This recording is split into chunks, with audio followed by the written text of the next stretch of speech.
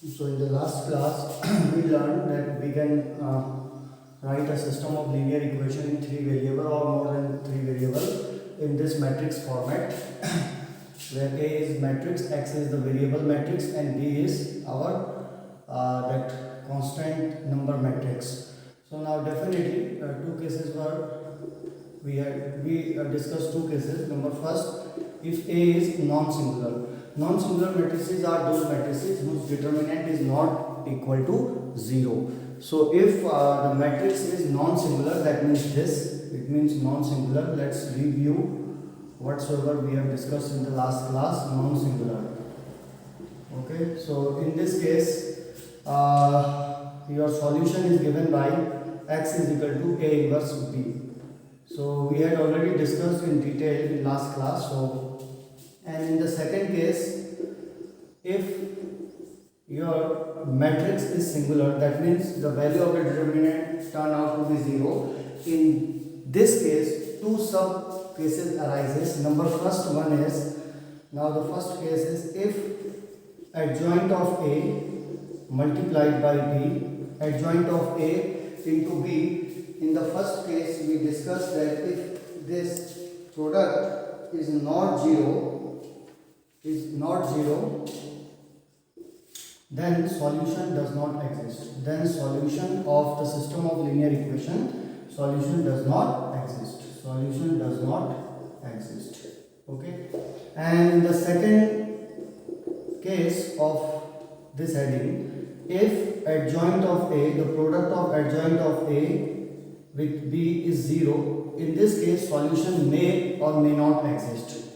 Solution, infinitely solution or solution, infinitely many solution, infinitely many solution, infinitely many solution, or infinitely many solution exist or no solution, or no solution. Okay, so these were two conditions when the matrix A is singular. Singular means determinant is 0. So, and in this case you will get definitely unique solution. Unique solution. So this is the whole complete. This is the complete theory of matrix and determinant. The application of matrix and determinant to system of linear equation. So if the matrix is non-singular, that means the determinant is not equal to 0. In that case, the solution of system of linear equation is given by this, and in this case the solution will be unique solution, means you will get some finite value of x, y, z, means the finite value of the variable. This is the second case. We rarely use this second case. So if determinant of A is 0, that means the matrix is singular. In this case, two sub cases arises. We will consider adjoint of A and the product of adjoint A and the matrix B. If this product turn out to be 0 matrix or null matrix, then solution does not exist, and in this situation infinitely many solutions exist or no solution exist. In most of the cases we use this. We rarely use the second case. And the next point is,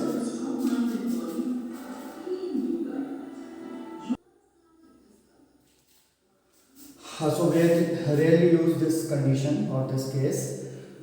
So now let's start the question number.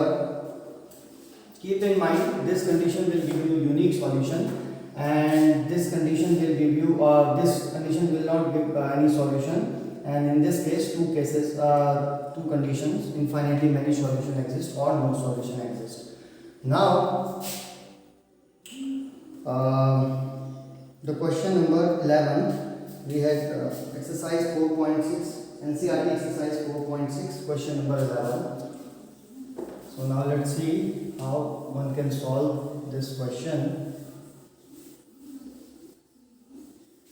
using this matrix and determinant concept. So the question number 11 is,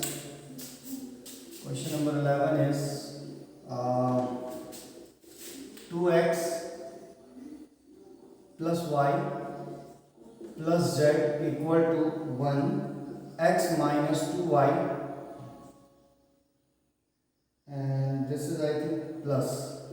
plus z, in some book maybe it may be minus 3 by 2 or 3y minus 5z equal to 9. So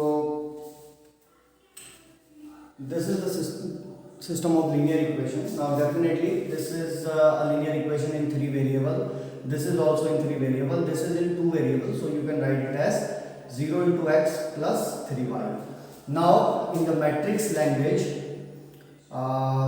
this can be written as clearly in matrix language, matrix A will become 2 1 1. Okay, and I already told you about this in the last class. 1 and 0, coefficient 3, coefficient minus 5, and capital X, the matrix capital X is in this case x y z. So this is your column matrix x y z, and B is what?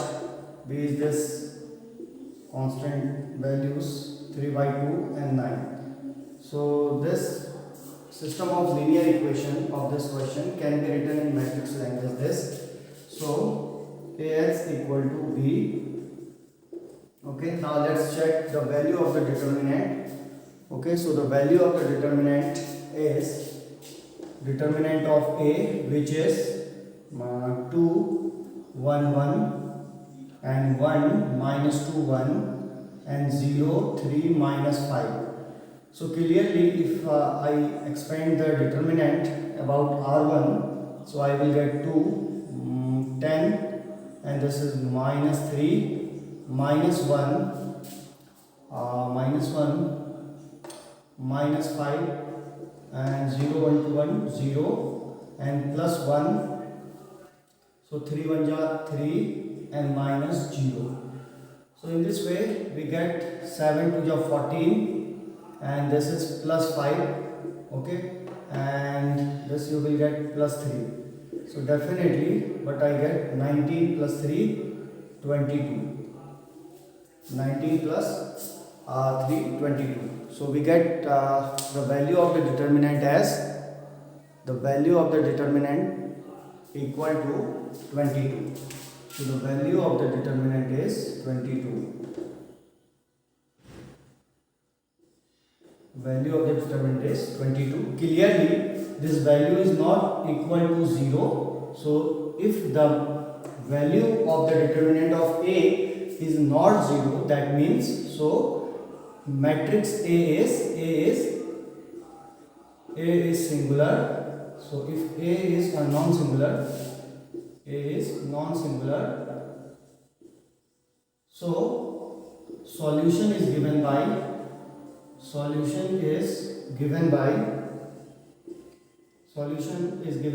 x equals to A inverse B. Okay, so this is the solution in the matrix language. X is equal to A inverse B. Now we will first try to find the A inverse.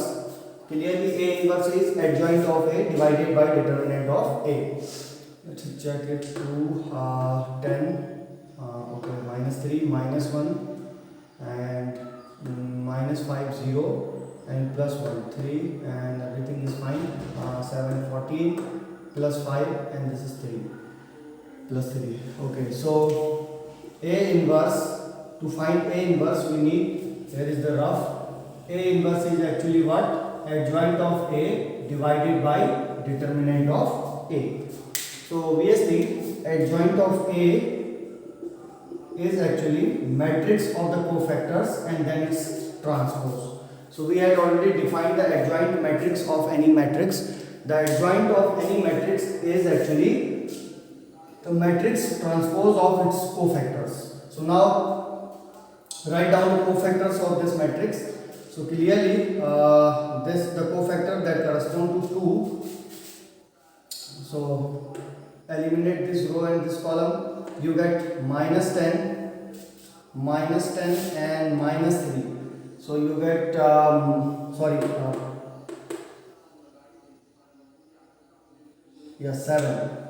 seven, but because this is first row, first column element, so definitely you will have positive term there. 10 minus 3. Okay, now the cofactor of this element 1, which is this. So this is minus 5 and 0. So you get minus 5 there. But let's think about the sign. So this is actually first row, second column. So you will get minus there. So minus minus, this is positive. So you get plus 5. And the cofactor of this A13, first row, third column, which will be positive. So in this way you get 3. So positive 3. Okay. And similarly we can write down the other cofactors. If I eliminate this, I get minus 5 and minus 3, which is minus 8. Minus 8.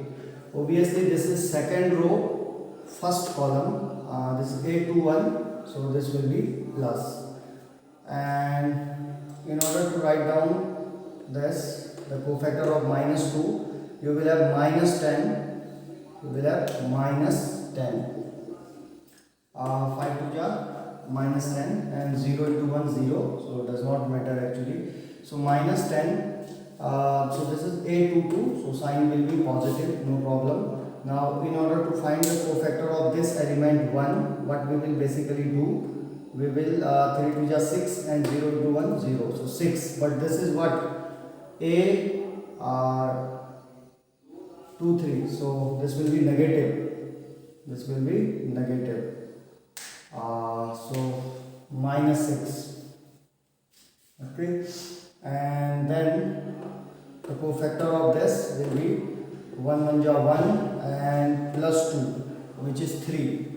And this is our third row, first column. This is third row, second column. So in order to write down the cofactor of this, what we will do, eliminate the corresponding row and column. 1 to the 2 minus 1. So you get 1. You get 1. But this is actually what? A32. So that will be minus. A32 is minus. Third row, second column. This is third row, third column. So this will be positive term. So minus 4 and minus 1. You get minus 5. Now we have to take the transpose of this matrix. Clearly transpose is very simple. We will just interchange the row or columns.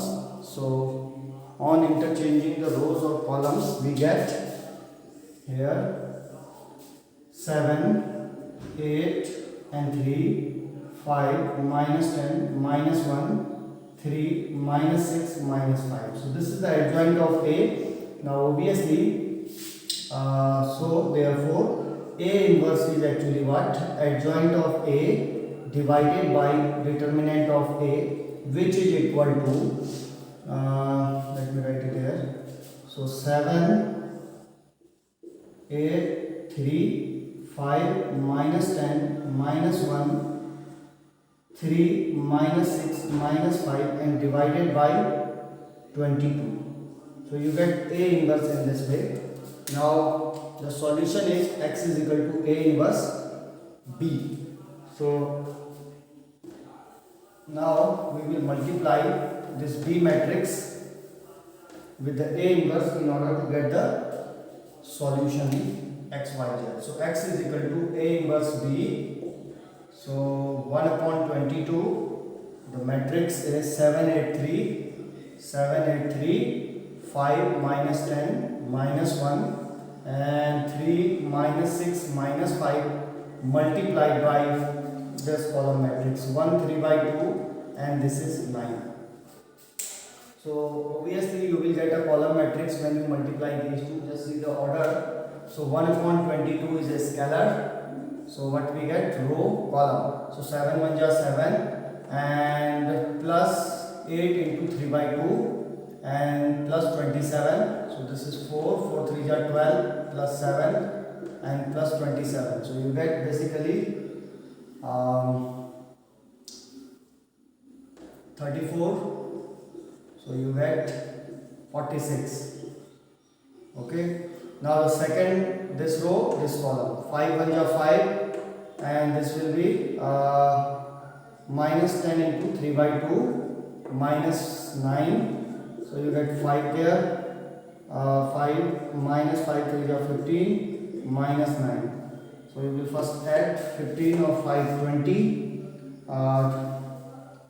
24. So 5 minus 24 is actually what? 19.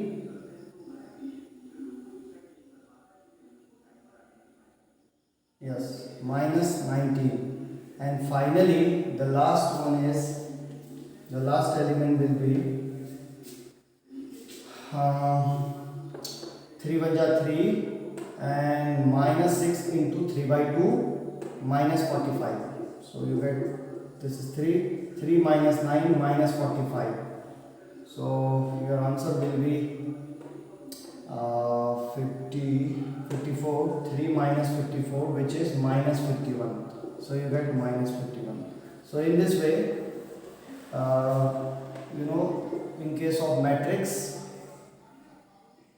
if we divide by some scalar or if we multiply some scalar with the matrix, all the elements get multiplied. So 22 minus 19 by 22, so minus 51 by 22. So in this way we have obtained, and what is set this matrix x, y, z. So therefore the two matrices are equal as given. If two matrices are equal, obviously their corresponding elements will also be equal. So x is equal to 46 upon 22, y is equal to minus 19 upon 22, and the value of z is minus 51 upon 22. So in this way we get the values of x